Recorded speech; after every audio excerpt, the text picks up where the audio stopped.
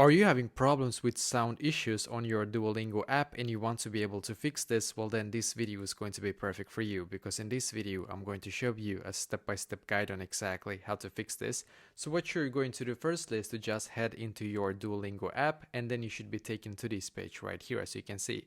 Now what we're going to do is to click on the three dots in the bottom right corner. So click on the three dots, and as you can see, you should now be able to view these alternatives in here. So just click on profile in here. So click on profile, and as you can see, it should now take you to this page, which is great. So now on this page, what you're going to do is to click on the search symbol, or not search, sorry, more like a settings wheel in the top right corner. So click on the settings wheel.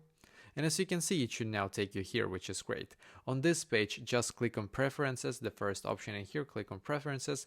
And as you can see on top, it says sound effects. So you can either turn this one off if you want to, or you can turn it off, turn it on or turn it off, obviously. And if you don't want any sound, you can just turn this one off, obviously. And that is basically exactly how to fix this issue.